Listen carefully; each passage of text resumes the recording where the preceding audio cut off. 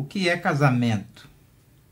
A palavra de Deus parte do princípio de que nós já saibamos o que casamento significa. Mas eu acredito que mesmo a definição de casamento não é tão simples assim na cultura atual, na sociedade atual. E eu vejo muita confusão quando esse termo então é utilizado. Em Efésios capítulo 5, Paulo diz: maridos, ame cada um a sua mulher, assim como Cristo amou a igreja e entregou-se por ela.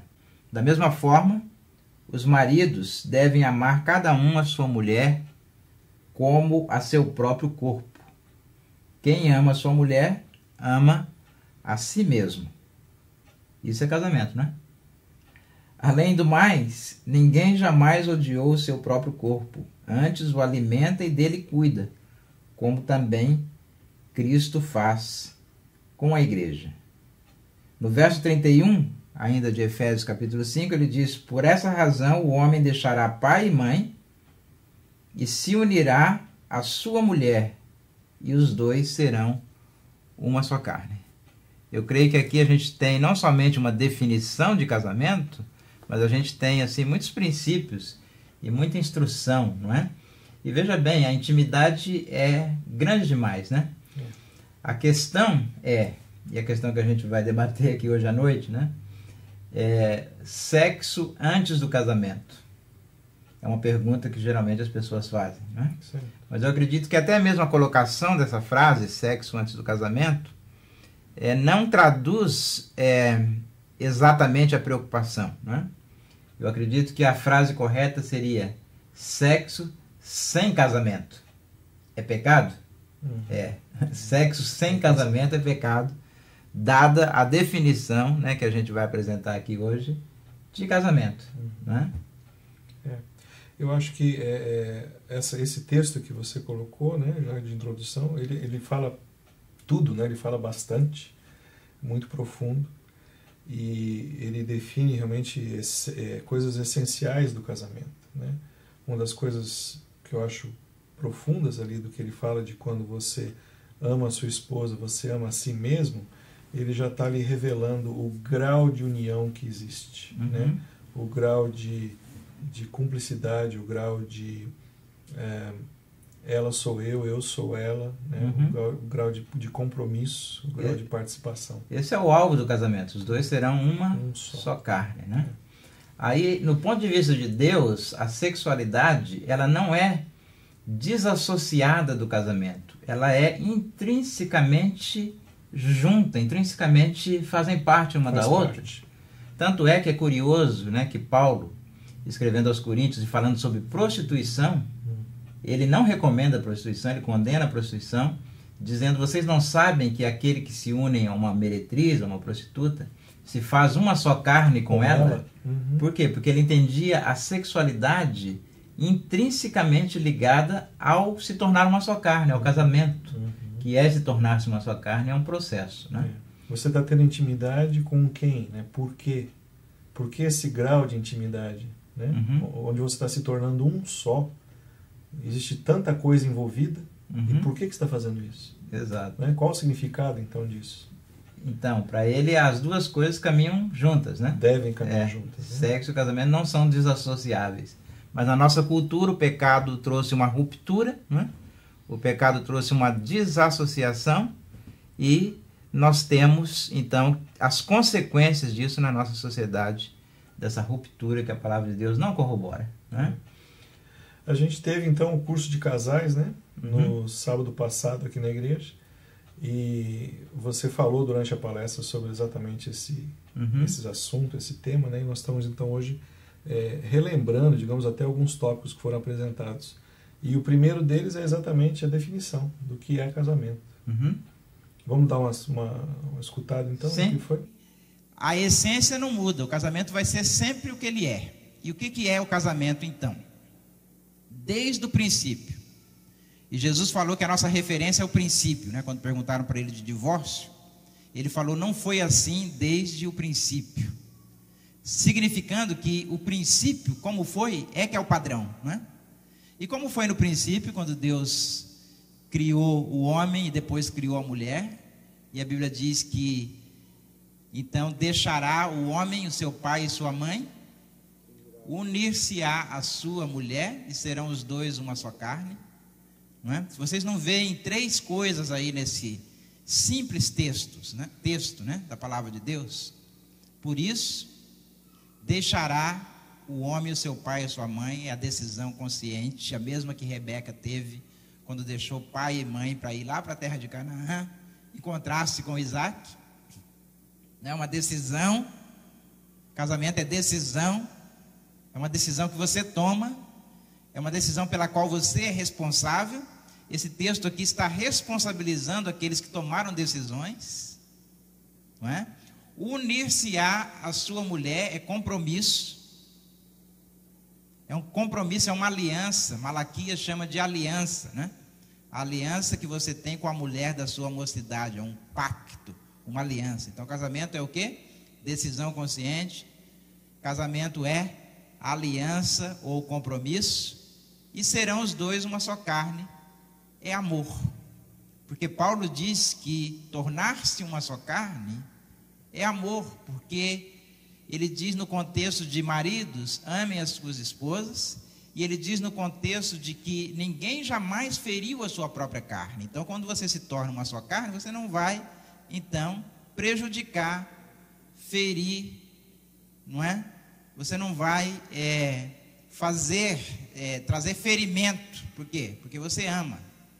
Então, tornar-se uma só carne significa o quê? Amor. Então, casamento nada mais é do que decisão consciente, compromisso e amor. Muito bem, então a gente já tem aí uma definição, vamos dizer assim, né, bíblica do que é casamento. O problema é que existem elementos culturais, né, ligados à questão do casamento, como o casamento civil, ou mesmo o casamento chamado religioso, né? E as pessoas pensam, então, que a igreja ou o pastor tem poder de casá-los, né? E não tem, né? Essa ideia de casamento religioso é uma ideia do catolicismo, no qual o casamento é um sacramento, né? Mas, na verdade, o que a gente faz na igreja, a gente apenas celebra um culto de gratidão pelo casamento que já aconteceu, e quem faz o casamento são os dois, né? O homem e a mulher. O homem e a mulher na vida, no processo da vida, tomam uma decisão, né? Se comprometem com uma aliança de companheirismo, de caminhar juntos, e têm um amor grande um pelo outro, a ponto de protegê-los como se fosse a própria carne, e estão nesse estado, então, de casamento de Deus. E estão no processo de se tornarem uma só carne, cada vez mais, ou seja, uma cumplicidade em amor, é uma intimidade em amor, não é? A busca da intimidade e o processo no qual essa intimidade vai se desenvolvendo na relação marido e mulher é constante, ela não termina no altar, não é? Ela começa, né, antes do altar, e ela se projeta então para o futuro, para a vida toda, né? O desafio do casamento é justamente esse, é crescer em intimidade. E geralmente o que acontece, a crise no casamento, é que a intimidade decresce, né? Então ela vai decrescendo até acabar, né? Eu achei interessante durante o curso, né, que você falou sobre a linguagem, né? A linguagem que expressa as coisas, né? Então, por exemplo, a linguagem do amor, você também vai expressar essa linguagem vai crescer. E para mim, eu acho que foi isso que foi uma das coisas mais importantes, talvez, durante o curso, foi exatamente essa questão da proporcionalidade. Que a intimidade deve ser proporcional ao compromisso, não é? É claro, né, a pessoa vai crescendo em intimidade e precisa de uma linguagem para expressar essa intimidade. Qual que é a linguagem que Deus criou para que essa intimidade fosse expressa no máximo, né? A sexualidade, né? Exato. A gente tem então um trecho aqui também, né, que fala, você deu um exemplo até prático, muito até engraçado, né? Mas para mostrar exatamente como é que a gente deve encarar e como é que a gente deve ensinar os filhos até, né? Sobre o que é importante para eles poderem compreender essa união entre sexo e casamento. E que existem graus de maturação até você chegar a esse ponto de ter realmente uma união saudável. Vamos dar umas cuidadas. Sim. Imagine só, né? Se um jovem começa a namorar uma jovem, né? E na primeira semana de namoro, para comemorar uma semana, né? Vamos comemorar uma semana de namoro, né? Convida a namoradinha para ir num restaurante, um restaurante chiquérrimo, né? Aí ele pega também todas as economias que ele tem e compra um anel caríssimo com pedras de diamante. O que tem de errado nessa? O que tem de errado nessa atitude? É muita coisa para uma semana de namoro, não é? Correto? Deveriam ter ido no McDonald's, né, comemorar uma semana de namoro. Correto ou não? A questão é, e quando ele for então se casar, o que ele vai dar para a noiva? Se uma semana de namoro, ele usou toda a bagagem, toda a munição dele naquela semana, e agora, o que ele vai usar para então, para dar, para expressar o compromisso que já se amadureceu, que já se formou, que já se fortaleceu, e que agora é o pedido de casamento? O que ele vai dar? Não vai ter nada para dar, porque ele gastou toda a munição na primeira semana de namoro. A questão que eu estou querendo dizer é a seguinte: sexo tem a ver com proporcionalidade, com proporção. Na ideia de Deus, a intimidade deve ser proporcional ao amor e compromisso. Vou dizer de novo. No plano de Deus, vocês devem dizer isso para os jovens. No plano de Deus, intimidade deve ser proporcional ao compromisso. Qual que é a maior intimidade que um homem e uma mulher podem ter? Qual que é o maior nível de intimidade? É o relacionamento sexual. E qual que é o maior nível de compromisso que um homem e uma mulher podem ter? Casamento. Casamento bíblico, né? Casamento, compromisso, decisão consciente e amor. Não é o maior nível de compromisso que uma pessoa pode ter? Então, o maior nível de compromisso deve ser ligado com o maior nível de intimidade. E hoje, o que há? Há uma banalização do sexo. Ou seja, a pessoa pega, né, sai com a pessoa uma vez, na segunda vez já transam, não é? Ou seja, tem o maior nível de intimidade possível que dois seres humanos, que um homem e uma mulher podem ter. Aí vamos supor que dê certo o relacionamento, eles começam tudo e vão se casar um dia.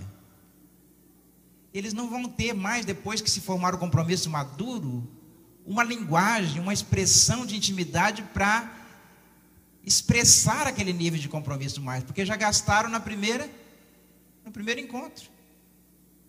E vai trazer frustração para o relacionamento, consciente ou inconsciente, vai trazer frustração para o relacionamento o resto da vida, porque nunca vai ter mais o significado que deveria ter. A questão é, se um relacionamento sexual para um jovem ou para nós significa apenas um como vai, o que a gente vai usar então para expressar um eu amo você e quero você comigo para o resto da vida? Vocês estão entendendo?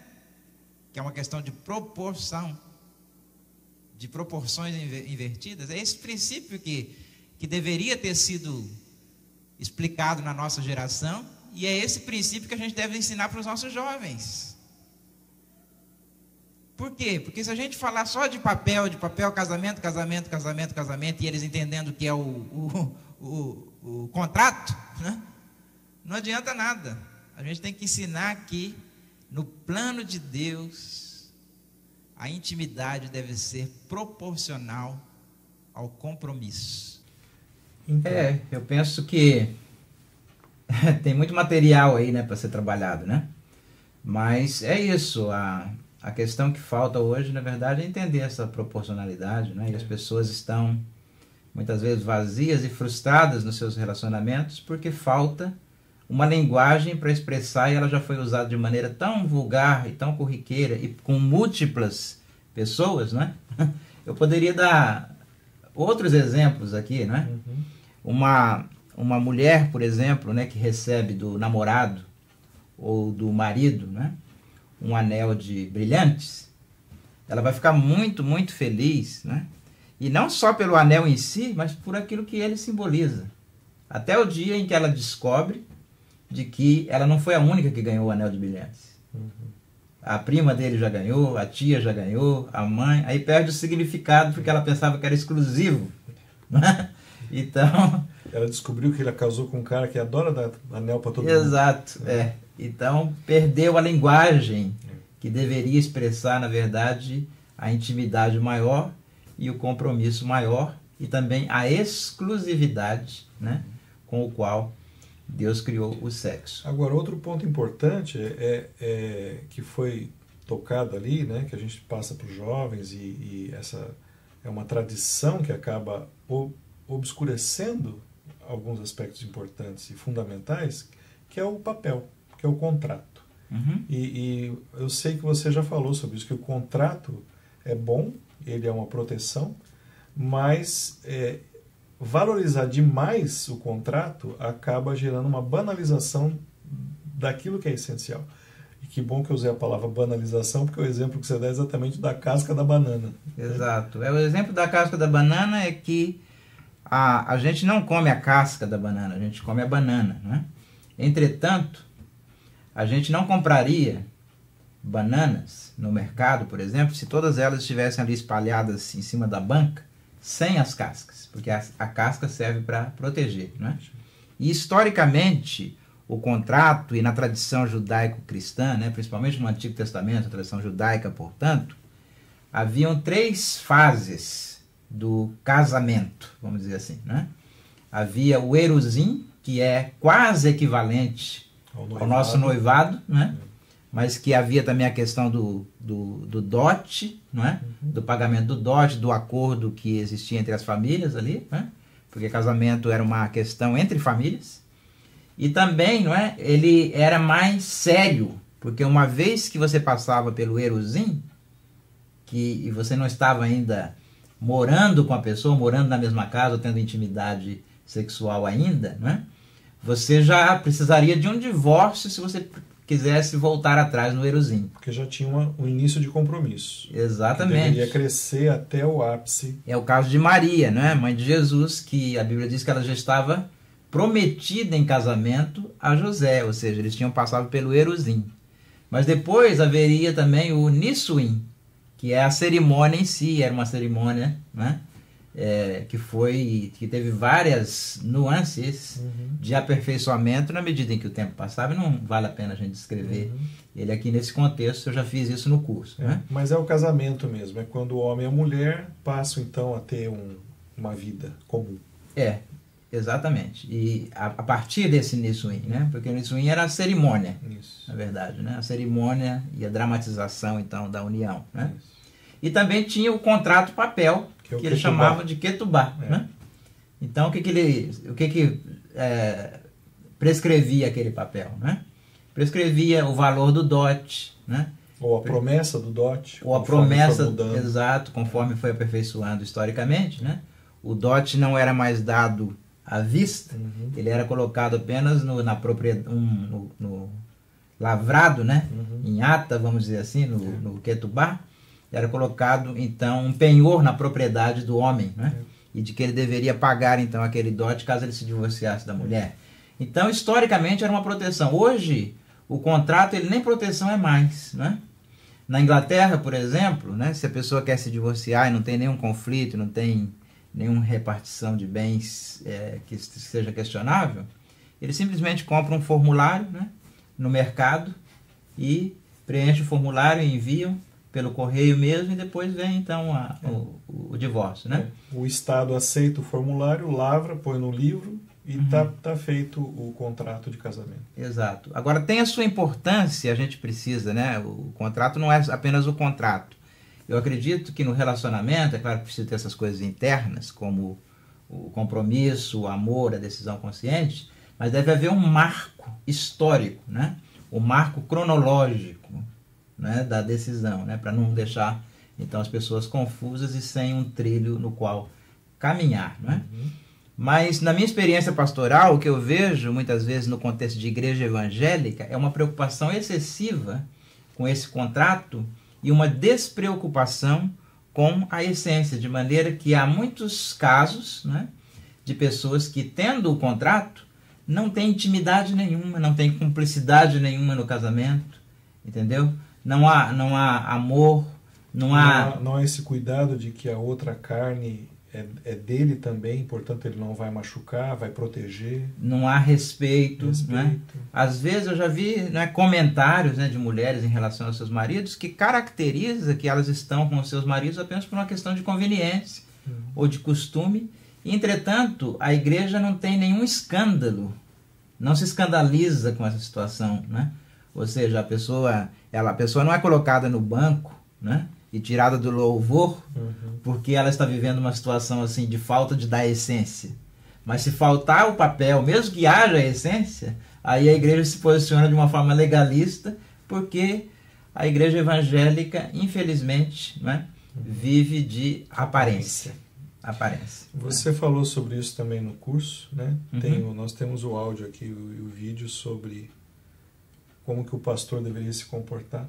Na verdade, como que eu trato como pastor, né? Essa questão, é claro, né? Se eu trato assim como pastor é porque eu penso que assim deveria ser, né? Mas não estou dando receita para ninguém, eu estou apenas dizendo qual é a minha experiência, né? Vamos dar uma olhada aqui. Como pastor, eu tenho que me preocupar com a vida espiritual das pessoas e com a essência. Se eu vejo um casamento que está com problema, eu vou checar e vou orientar a pessoa para que elas construam exatamente a decisão consciente, o compromisso e o amor. E eu deixo a parte do cartório para os tabeliões. Como pastor, eu não vou tratar dessa parte, porque eu não creio que seja uma parte que faça diferença. Tem casais na igreja que não tendo o papel, né, estão bem, né? E tem casais na igreja que têm papel e não estão bem. Entende? Então, do ponto de vista espiritual, do ponto de vista do evangelho, a questão é tratar a essência. Muito bem, é isso mesmo, né? É o que a gente estava dizendo, né? A essência do casamento é aquilo que deve ser demonstrado para os jovens, não é? Para os nossos filhos, né? Você deve conversar com eles sobre o que é essencial no casamento, sobre o que ele deve buscar, como que ele deve tratar a sexualidade, não é? Porque a sexualidade não é apenas uma questão de intimidade, se bem que é, não é? Mas também a gente tem que reconhecer que o sexo tem um potencial muito grande de modificar a vida da pessoa, porque é a partir do sexo que há a procriação, né? Então a gente vê muitos casos de pessoas que, não estando preparadas, né, entram, né, por o caminho da sexualidade precoce, vamos dizer assim, sem ter uma pessoa que já está determinada que ela ama com maturidade, que ela tem um compromisso com maturidade, ou que ela tem uma decisão consciente que ela está tomando, segue apenas os instintos e se dá mal, né? Ainda que, né, se dá mal, nada que a graça de Deus não possa, não é, trazer a superação, não é, desses acidentes que acontecem. E a Bíblia também, no Antigo Testamento, até no Antigo Testamento, na época da lei, faz provisões para esse tipo de incidente. Não dá tempo a gente colocar aqui, a gente vai ter que terminar. Esse é o espírito do Evangelho puro e simples. E como que o espírito do Evangelho expressa a questão do casamento. Que Deus abençoe você, o seu casamento, o seu futuro casamento, quem sabe, e também o seu presente lar. Deus te abençoe.